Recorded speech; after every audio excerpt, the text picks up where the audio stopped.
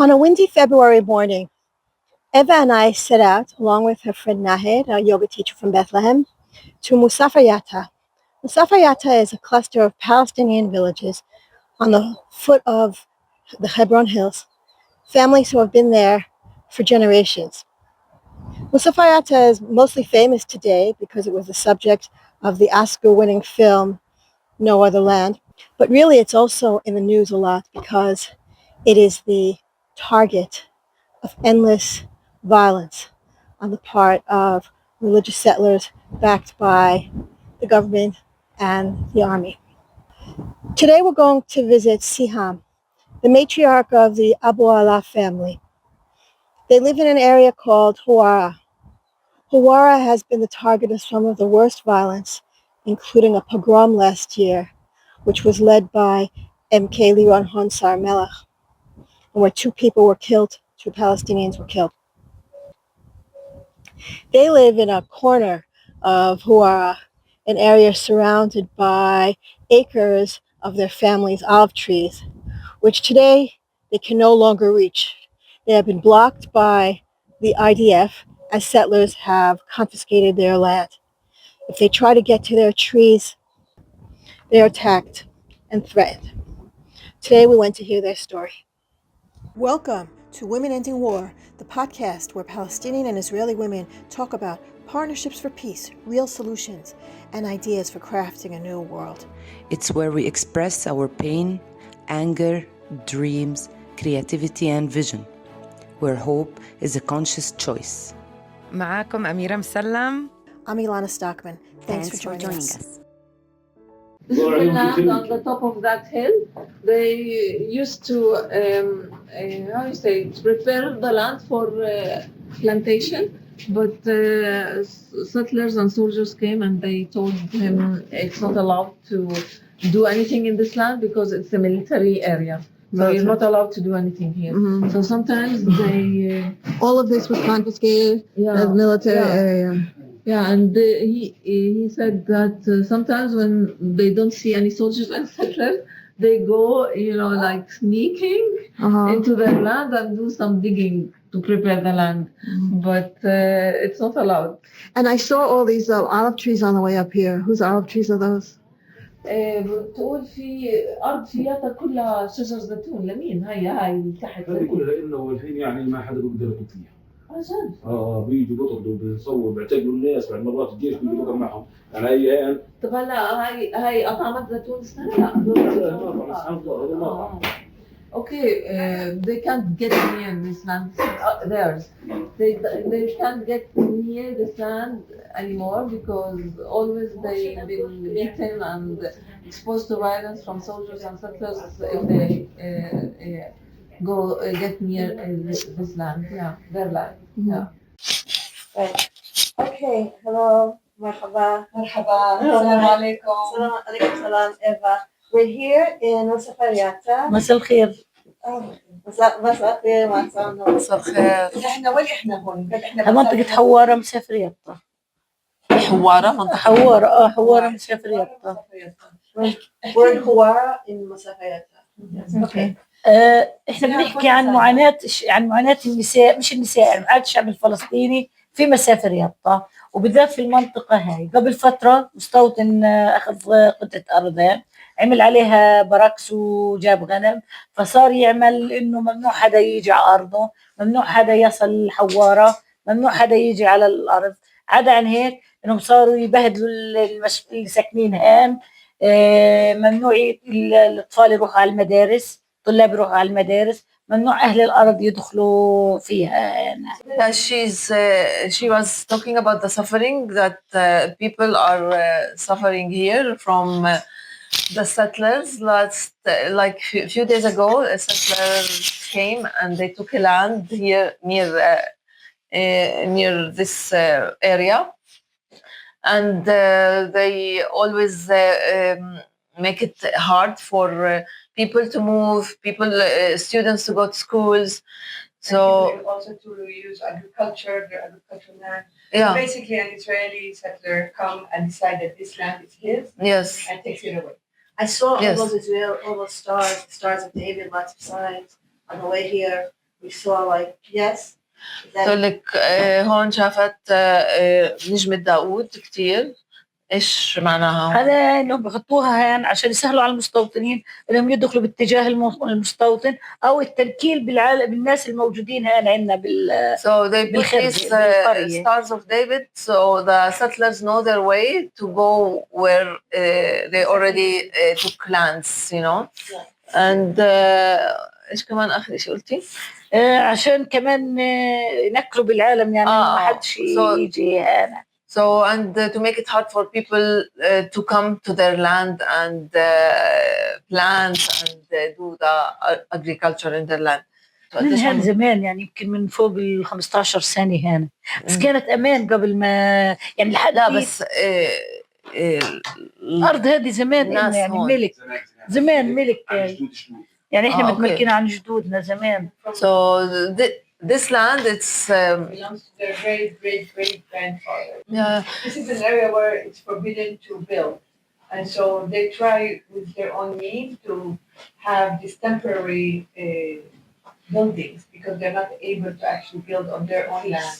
Yeah, and they stay here now for the time being because they want to protect their land, and they prove that this land is for them and they are protecting it from settlers, you know, not to take it. If it's empty, it will be easier to be taken.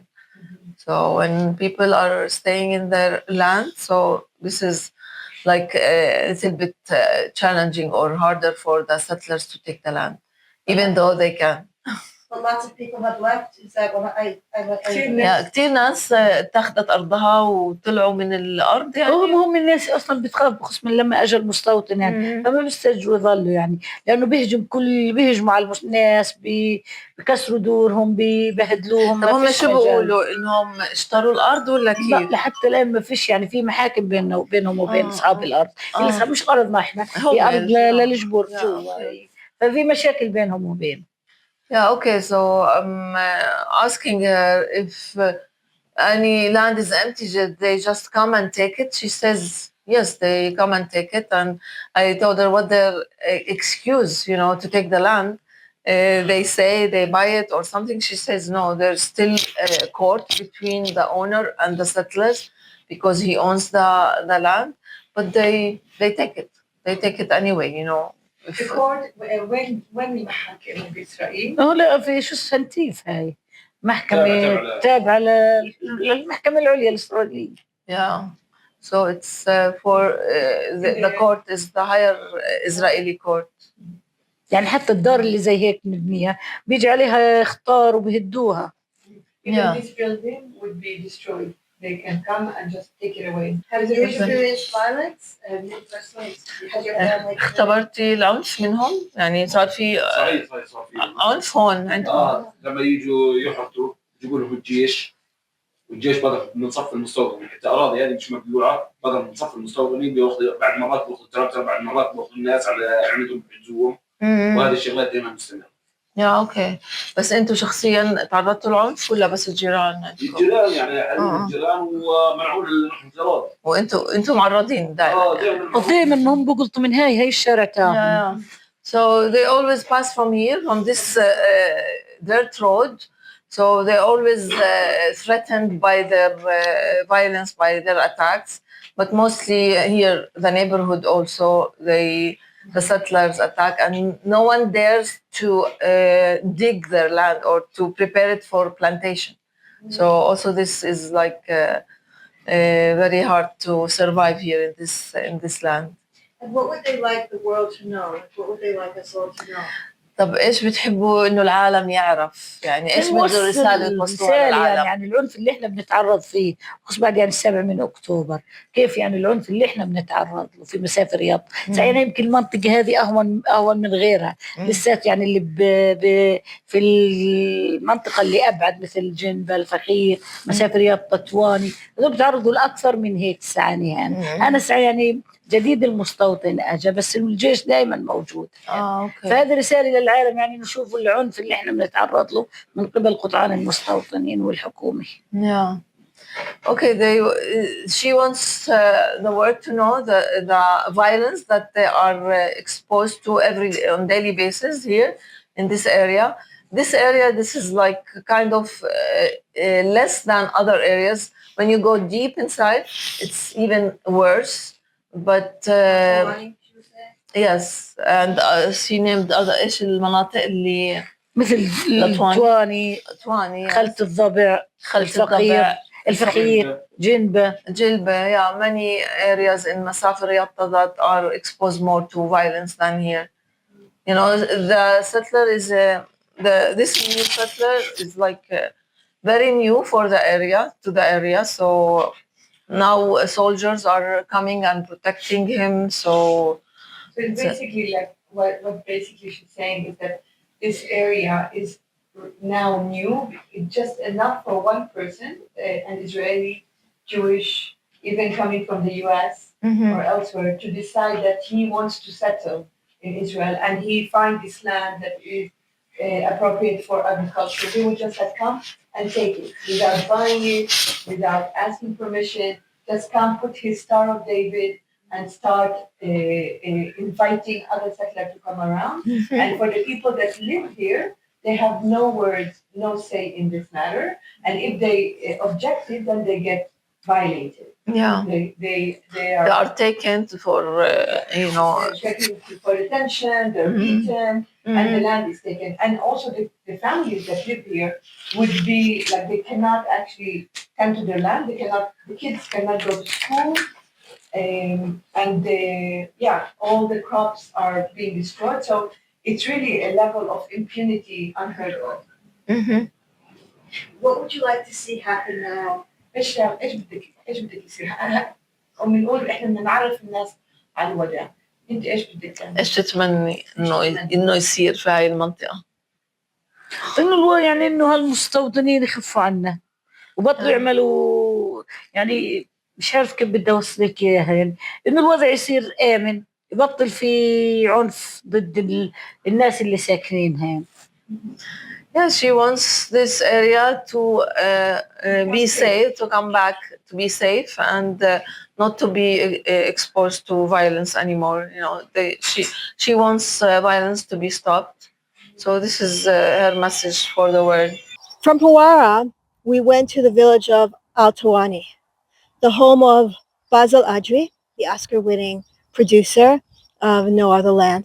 It's a village of about 600 people, many who live in caves and who live off the grid because electricity and water are so often cut off from them. I met Basil a few years ago in the context of work that I was doing with a Palestinian-Israeli women's dialogue group. One of the heads of our group, Sigal, was friends with Basil's mother, and they wanted us to meet him. Unfortunately, the day we met him, he was all bruised. He had spent the night before in the hospital because he had been beaten up by settlers the night before. Today, we're going to meet Hussein, a 31-year-old peace activist, also from Al-Tuwani. His family has been in the area of Yatta also for generations. Hussein shares with us his story. My name is Hussein Al-Huraini. I am here in this village. It's called Al-Tuwani village. I am a human rights activist in the West Bank.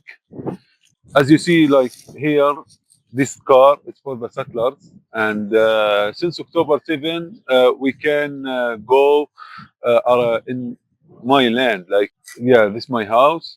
Also, this is my land. But since October 7, I can't go up because the settlers and the army make the area military area zone because of the war. Like, we can collect the olive trees. 2 years we doesn't take them. Also, we can move in our land, like the settlers everywhere, and also the army all inside.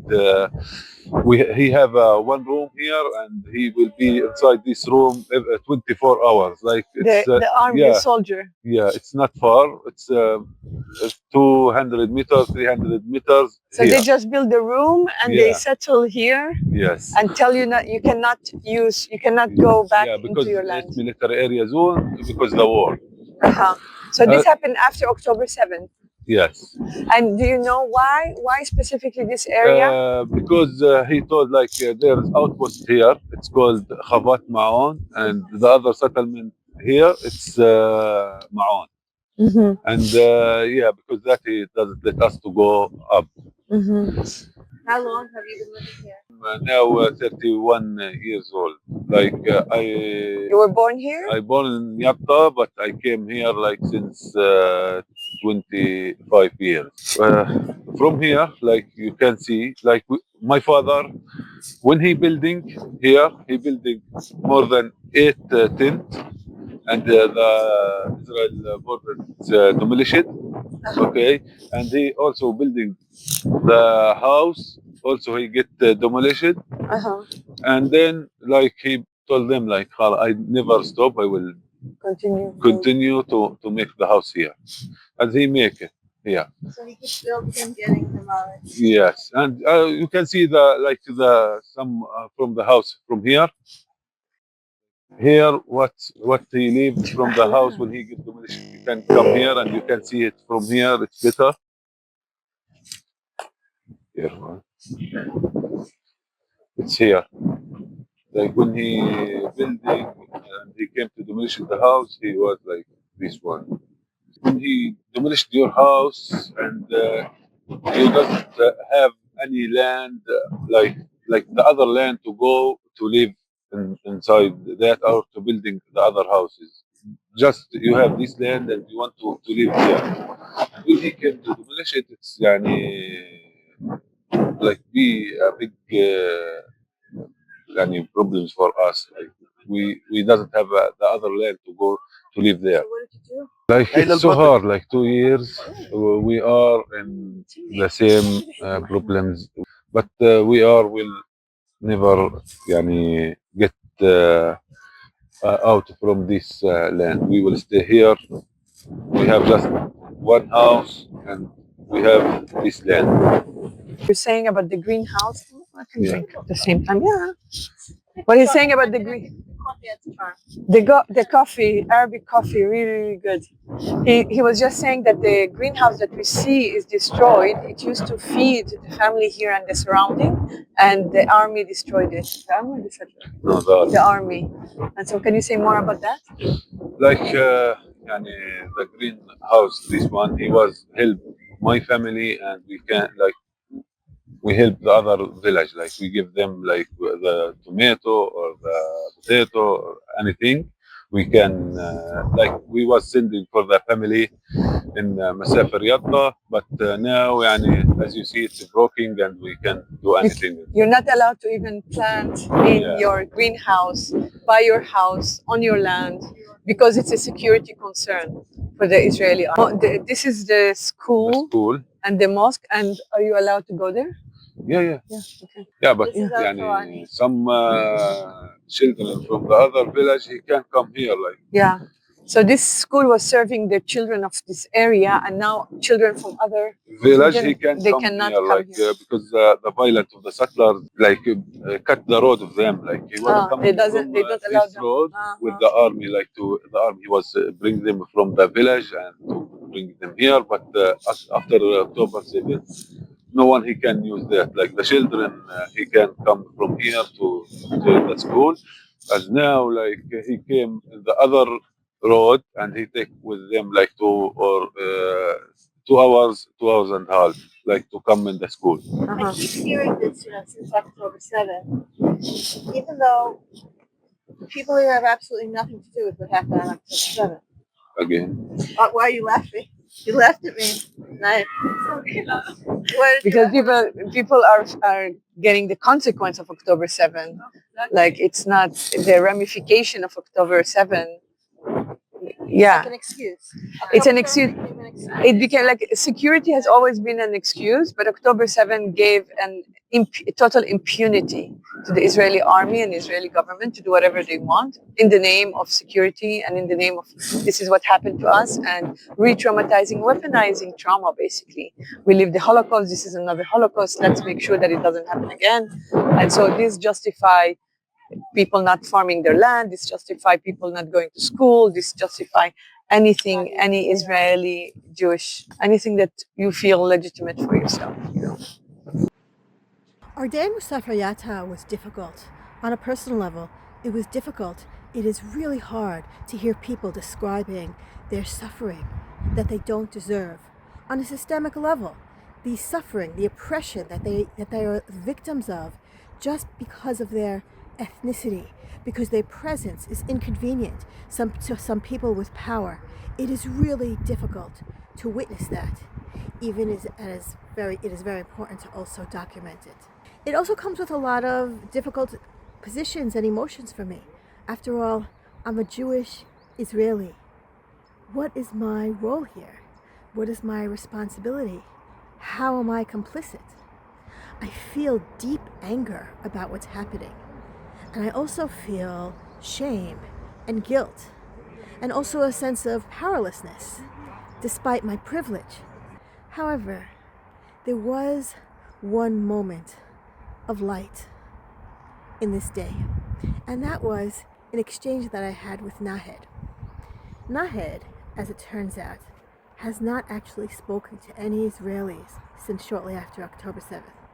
By choice, she has chosen to cut off Israelis, and that was a result of some really painful exchanges she had following October 7th. So I chatted with her a little bit about it, and she told me that I'm the first Israeli she's been willing to talk to since then. It was hard. It was really hard to hear her describe her experiences. But at the end, when we realized we could find a way to connect and to talk, it left me with a tiny bit of hope. Yes. So, can you tell me a little bit about you and about what you've been through since October 7th? It's really was painful for everyone. I think both sides, but like made me sad and made me sad more that people. I'm a yoga teacher, so people that are my friend from Israel, you know, yoga teachers really didn't understand what's happening, and I felt they weren't not with their judgment. They didn't they haven't been in touch with their humanity. So I was really shocked. I was really shocked as a yoga teacher not to understand what's happening and not to be human and feel with others, be compassionate. You know, this is Like how? How did you feel that people weren't seeing you? yeah, because I was posting things about what's happening, what's really happening in the war in Gaza, and they didn't believe it. They said it's all a lie, you know, and you know, people in Gaza, they fabricated videos. What they are spreading out is all lies, and it's not the truth, the real truth. And they deserve it. Also, I heard this. Also, they deserve it. Kids, women, all kind of people there. They deserve it. Even they were mostly innocent that they were harmed. Yeah, I But had lots of those and that conversations made too. me feel very sad that they didn't feel with people there, you know, innocent people there. So you feel like your colleagues, your yoga teacher colleagues, didn't understand what you were going through, didn't check in with you? Yeah, didn't understand what our people going through, you know. I felt with what was happening in the other side, you know, like in Israel and with the hostages. Even though, you know, Like I they will said, lie. I will lie if I say that it didn't. I didn't feel kind of revenging when it happened, because we were like, as Palestinian people, we were suffering all these years. You know, it's not just from since October 7. You know, it's been happening since so many years. So, but at the end, I felt like Nahed, no, you know, where is the compassion? Where is the love? Where is the peace within you? You know, I felt with the families, with the hostages, but same time, you know, I couldn't forgive, you know, like Israelis that were my close friends, and I thought they will understand what's happening, really happening, and they will feel compassionate and love toward, Palestinians. But no, this made me feel very sad, and I didn't want to be in touch with anyone. I said to myself, now you work with your people, you work with yourself, and for the time being, until we see what will happen to the situation here in Palestine and in Israel too. I really wish peace within for everyone, You think whether there's in going to be Palestine or in Israel, so we can live in peace. We can, respect each other, feel compassionate toward each other, not exposed to violence on daily basis here in Palestine. Where do you live? I live in Bethlehem. You live in Bethlehem. How long Yes. have you been living there? Wow, since ages, my grandfather, my grandfather, since, so I've been living since I was born. I am 62 now, so I've been living since 62 years, and my grandfather since ages. My father, if he is alive now, he will be 150 years, and my father is 91. So you've had some really painful experiences with your colleagues, and you feel like they didn't Not just understand. my colleagues, all the Oh, people of Israel. Israel. So you're angry at Israelis. Most people in Israel are, they don't want to understand, What will it take? because they are living from fear, not from love. They are living out of fear, not out of love. So that's why they won't understand. They won't understand because they don't feel safe. They always play that role of victimize themselves. So I don't think it's the time for them to get out from this fear that they are living in. What will it take to make a change and to take real steps towards peace and to get you to feel like, oh, Israelis can be your friends again?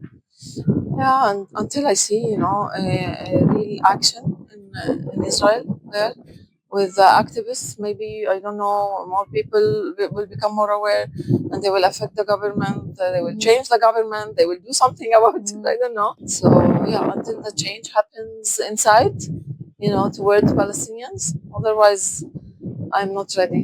I I'm understand. not ready. Thanks for talking to me. Peace, normalcy, reconciliation. How can we possibly achieve such things when all of this is happening? If we ever want to see a different future, we have to first stop with the violence. And in order to do that, we need to understand first that we are all human beings, that we all deserve to be here. Every human being who lives here deserves to be here, has the right to dignity and normal life and tradition and connections and rights to their lands. If we want peace, we have to start with empathy and justice and an understanding of our shared humanity. So she does have a request.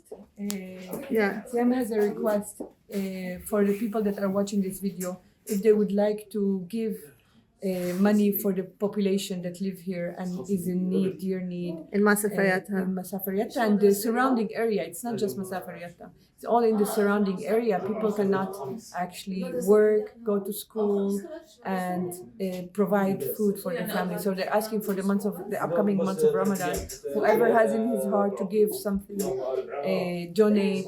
Please donate to the link below. Thank you. Okay. Thanks for listening to Women Ending War. If you want to help create change, you should join us. Subscribe, like, comment, or share. Tell your friends about us. Talk about it. Be part of the solution. Thanks and see you next time.